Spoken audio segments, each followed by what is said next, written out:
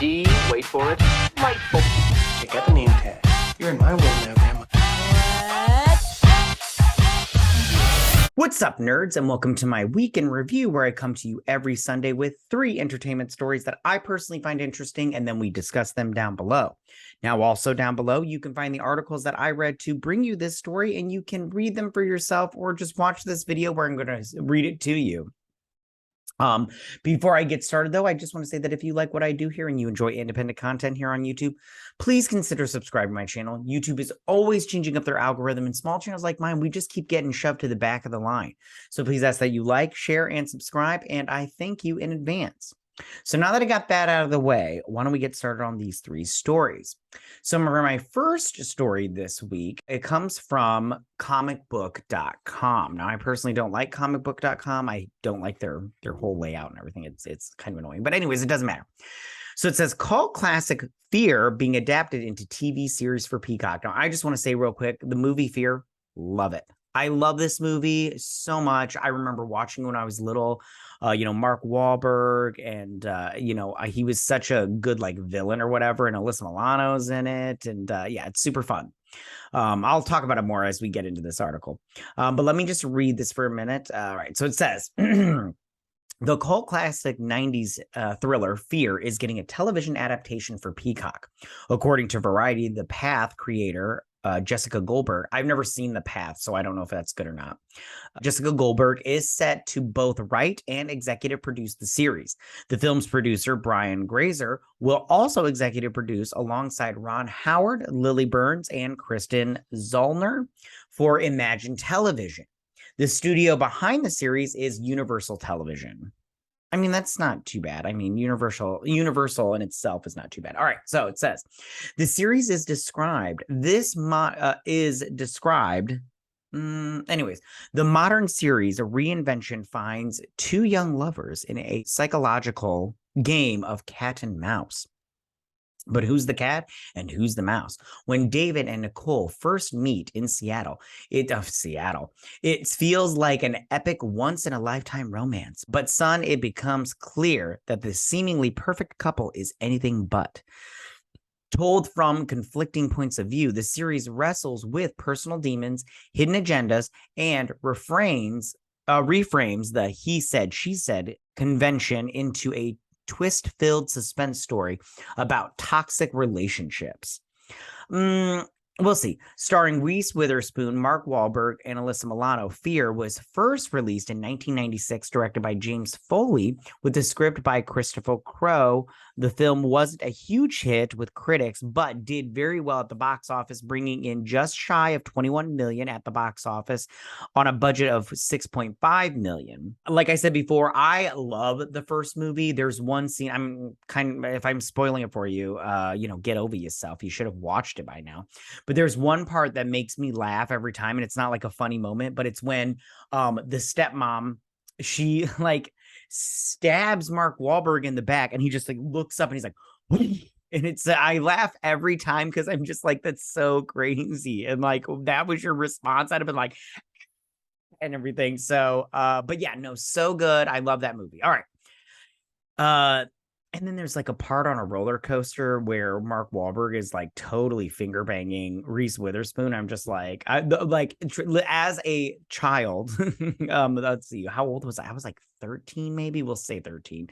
I just remember watching that being like, this shit is hot. Anyways, so in addition, creating The Path for Hulu, Goldberg's other credits include Netflix Away. I haven't seen that either. On which she served as showrunner, executive producer, Parenthood, and Deception. I haven't seen. Are those 2 things or one thing? I haven't seen that.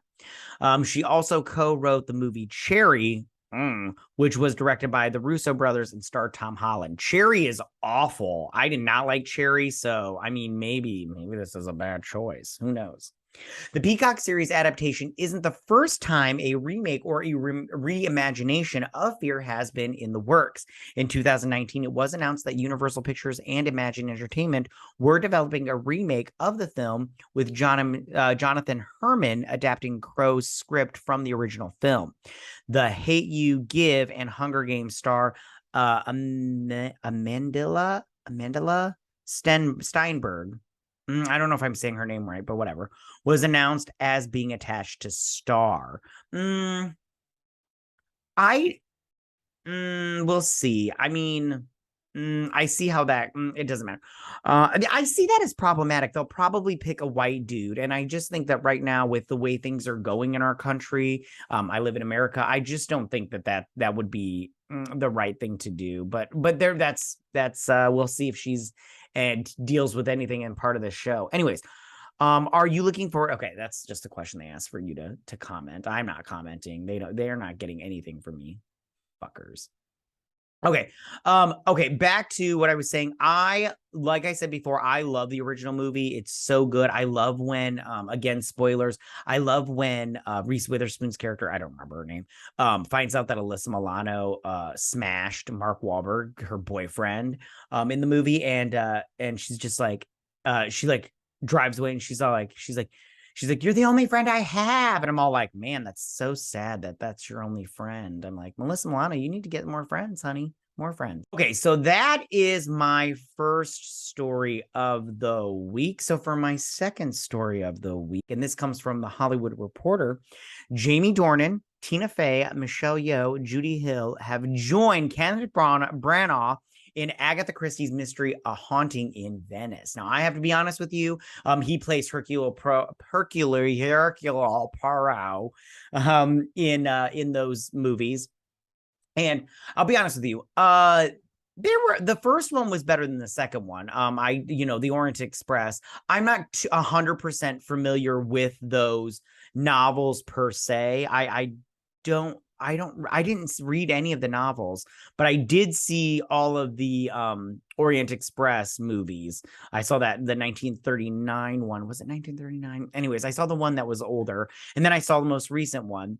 And it was pretty good. I liked it. It was what it was, and I liked the way it looked, the cinematography of the movie. Now, the second one was a little bit. I was like, it's not my favorite, but it still had the same cinematography. The same like, I don't know, kind of golden filter look. I don't know if that's a good way to describe it. It's just it looked different color wise, and so I really liked it. Now, I don't know what this book is about / movie, but it obviously takes place in Venice. So it says Branagh is back. And I'm going to be honest with you. I didn't realize that. I didn't think they were going to make another Detective Poirot movie. Sorry, I do not have an accent, so I can't pronounce Poirot correctly.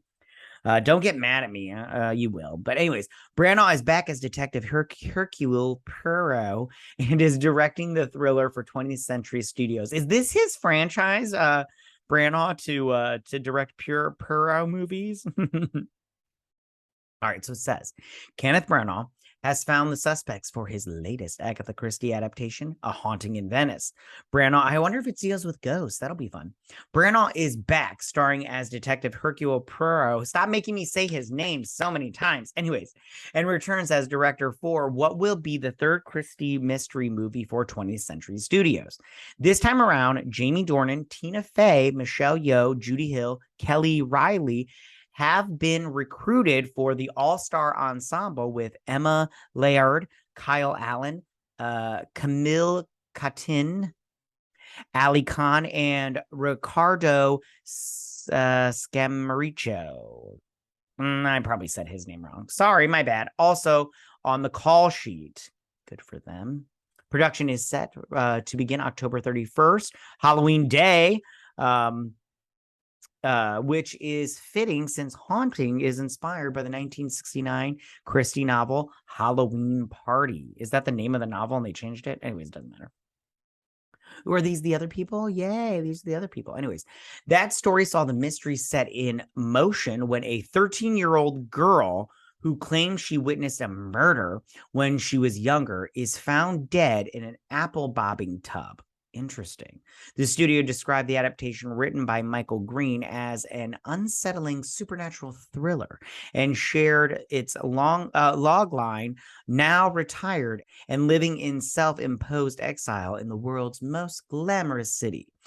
Poirot reluctantly attends a seance at a decaying haunted palazzo. Anyways, when one of the guests is murdered, the detective is thrust into a sinister world of shadows and secrets. Isn't that how it always is? Like, he shows up and he's like, I am just here to enjoy the pyramids of Egypt. And then he's like, and then somebody's murdered and he's like, I'm a detective. I will figure out who did it. And you're all like, okay, great. Character details for the list of thespians are not revealed. Well, I'm pretty sure if you go and read the book, I'm assuming this is the girl when she's younger. I don't know. Who knows? Righty. Moving on to the rest of this article. This is a fantastic development of the character Hercule Poirot, as well as the Agatha Christie franchise, said Branagh in a statement. Based on a complex little known tale of mystery set in Halloween in a pictorially ravishing city, it is an amazing opportunity for us as filmmakers, and we are relishing the chance to deliver something truly spine-chilling for our loyal movie audience. Branagh directed and starred in Christie's features Murder on the Orient Express and The Death on the Nile. Judy Hoffund is backing as producer. I'm just trying to see if there's anything special here. For Dornan and Hill, Haunting reunites them with their director of Belfast. Not a good movie. Branagh's sweet drama. Okay, that's great. Yeoh is enjoying a career. Yeoh, okay, so in terms of these people that they named earlier, I just have to tell you right now, first things first. Hold on, let me get the picture of all the people in here. There we go. First things first, I love Michelle Yeoh. I can't say enough things about Michelle Yeoh.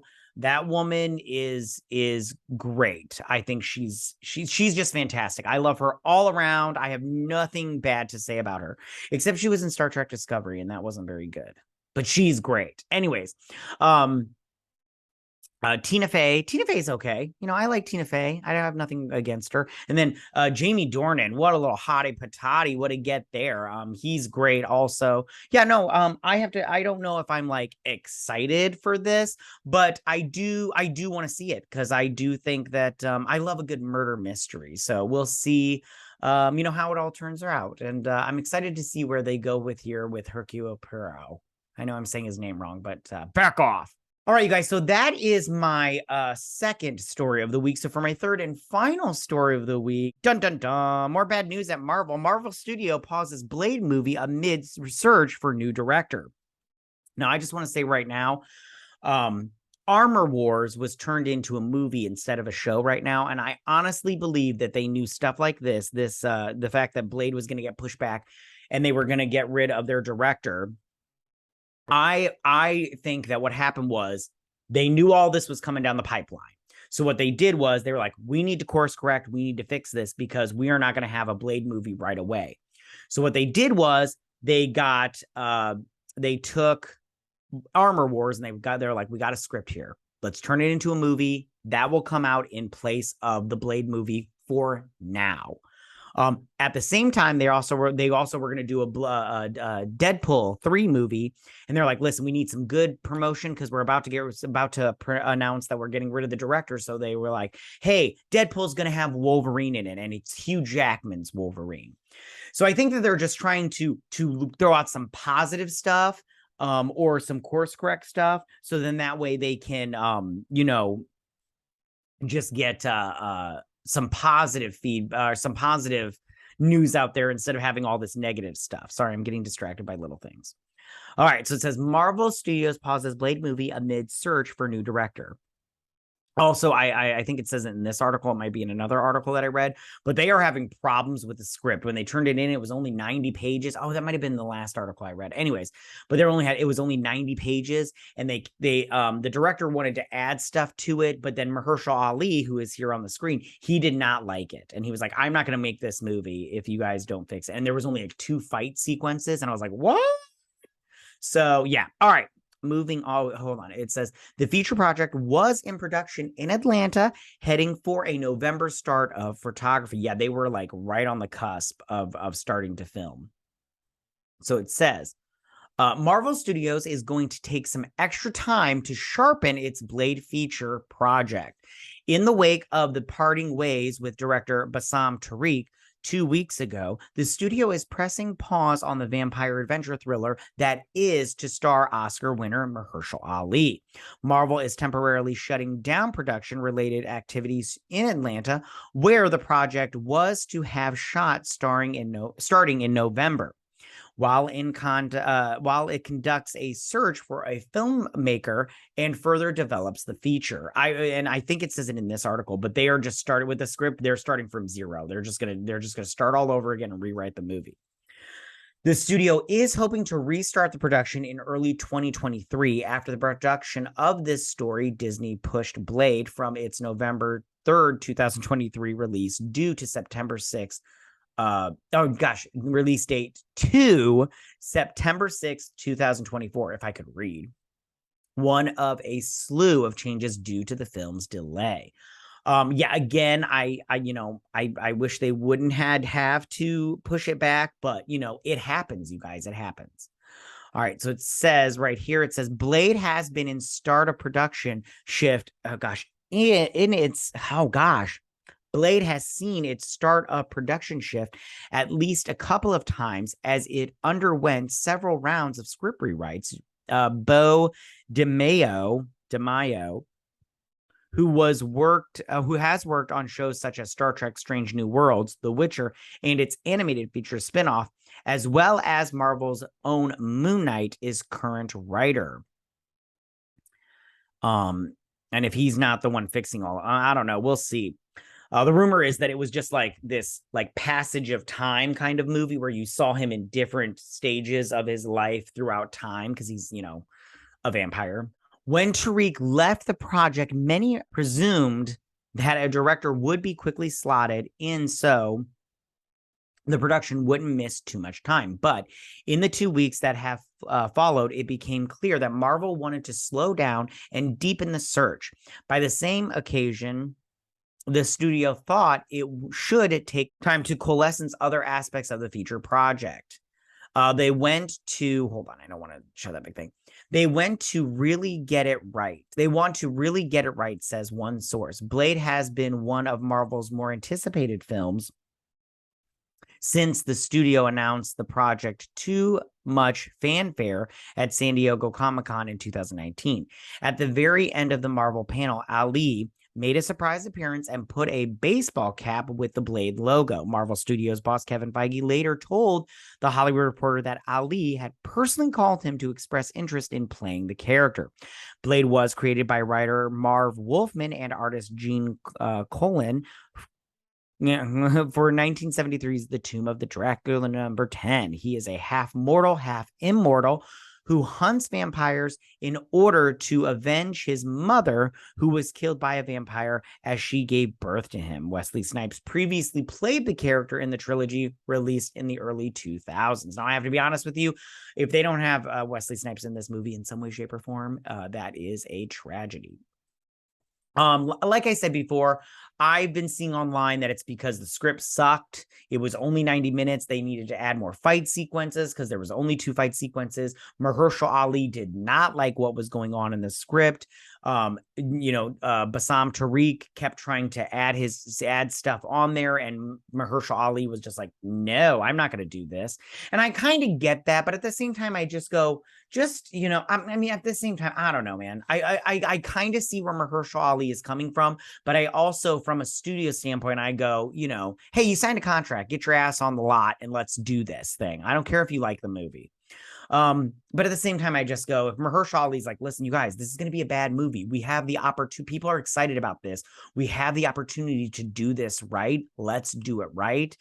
And it may seem like they're going that route, which is good because I personally think that Phase 4 sucks. I have not liked anything from Phase 4 except for Spider-Man. There's been some okay stuff, and then some stuff that I like some stuff that's in there, but not the whole thing.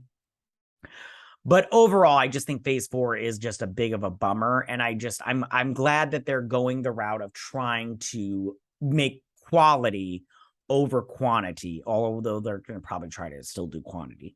All right, you guys, that is my final story of the week. Tell me, what do you guys think about all of this? How do you feel about them remaking Fear, that 1996 classic, and making it into a TV series? Do you think this is a good idea? Do you think this is a bad idea? How do you guys feel about it? Did you love the original one? I love the original one. It's so good.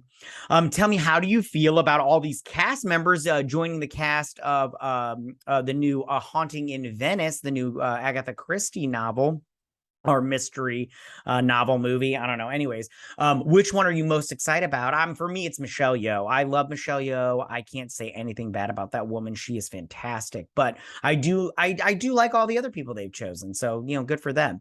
And I am gonna watch this movie because even though the second one wasn't the best, but I did still enjoy it and everything. But I will definitely be watching this. And then, have you read those books? And if so, what do you think about them? And is Kevin Branagh your favorite rendition of Hercule Poirot? I know I'm saying it wrong. I just not Poirot. Anyways, and then finally, how do you feel about Blade, the movie, getting pushed back? Do you think this is, again, just Marvel stretching themselves so thin that they don't know what to do, that they're just pumping out material? They're just like, write it, get it done, write it. We need to get this project out there now. Or do you think that Mahershala Ali stepped in and said, listen, you guys, this sucks and I'm not going to make it. So if you want to make this movie, I'm not down. You make this movie, whether you want me involved or not is up to you. Because I'm not going to do what you've written down right here. All right, you guys, tell me what you guys think. Go ahead and leave all your comments in that section down below. If you like this video, go and hit that like button. I won't mind. If you're new to my channel, please hit that subscribe button. I'd greatly appreciate it. And I will see you guys next week on my week in review. You guys have a good week. Bye. Hey nerds, if you like this video, go ahead and click that Geek What icon and subscribe. And if you like this video, go ahead and join me every Sunday with my week in review.